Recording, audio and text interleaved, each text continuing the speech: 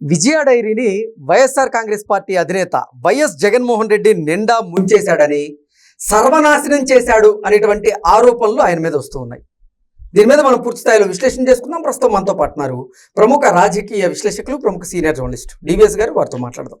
Sir నమస్తే. Sir నమస్తే. YS Jaganmohan Reddy ముఖ్యమంత్రిగా ఉన్న సమయంలో విజయ డైరీని జగన్మోహన్ రెడ్డి నిండా ముంచేశారని, సర్వనాశనం చేసేశాడు విజయ డైరీని జగన్మోహన్ రెడ్డి అనేటువంటి ఆరోపణలు ఆయన మీద వస్తున్నాయి, వార్తలు కూడా వస్తున్నాయి.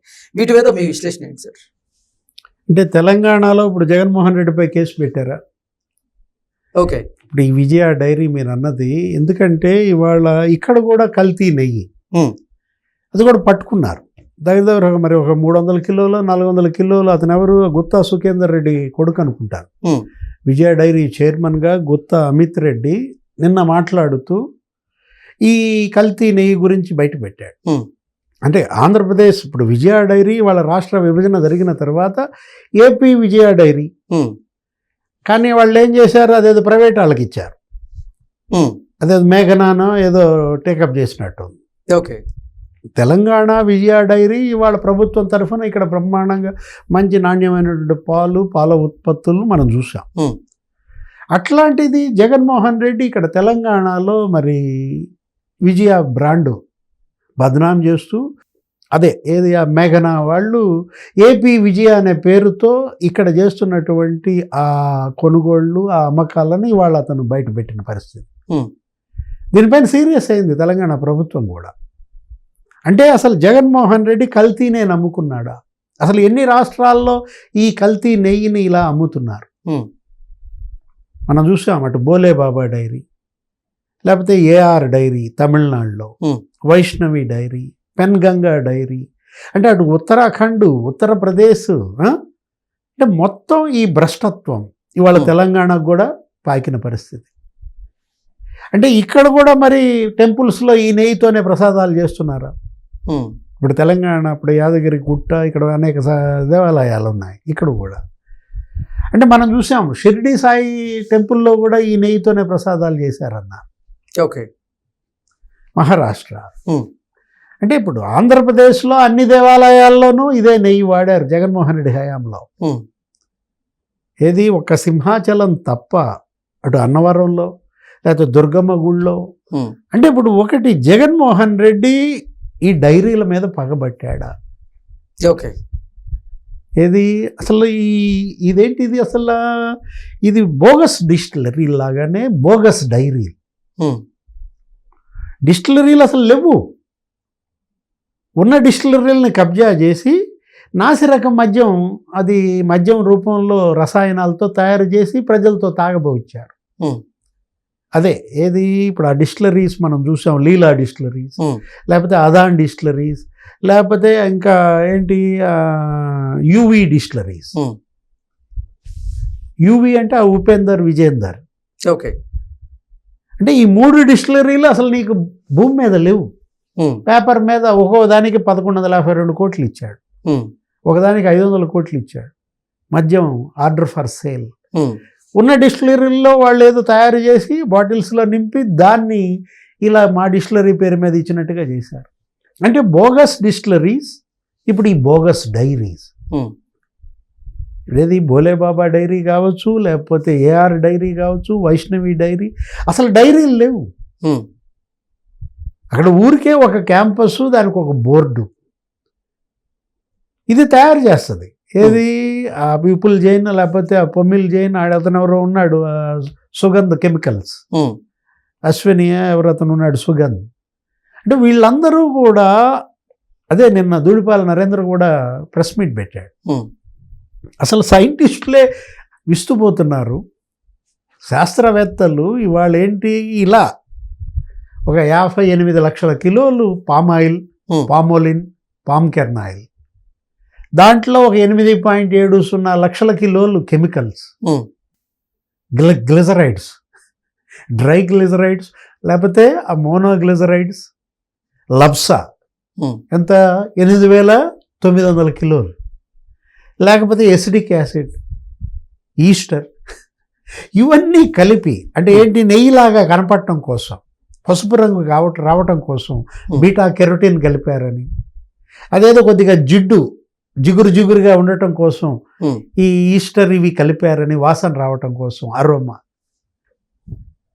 శాస్త్రవేత్తలు కూడా ఇలాంటి నెయ్యి తయారు చేయొచ్చు అని కృత్రిమ నెయ్యి జగన్మోహన్ రెడ్డి వాళ్ళు ఏమి ఇవ్వాలి, ఏ ప్రైజ్ ఇవ్వాలి చెప్పు? ఈ నెయ్యి సృష్టికి నోబెల్ ప్రైజా? ఓకే. అంటే లేని డైరీలు, బోగస్ డైరీలు, ఇప్పుడు షెల్ కంపెనీలు. మన గతంలో మనం చూసాం, ఆయన క్విడ్ ప్రోకో 1.0 సూట్ కేస్ కంపెనీలో ఇది అనేవాళ్ళు, బ్రీఫ్ కేస్ కంపెనీలు, కోల్కత్తా బేస్డ్. ఇప్పుడు ఇది క్విడ్ ప్రోకో 2.0, ఆయనే సీఎంగా.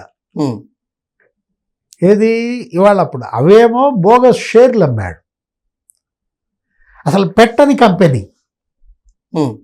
10 రూపాయల షేరు మరి 400కి అమ్మాడు, 10 రూపాయల షేరు 1440కి అమ్మాడు.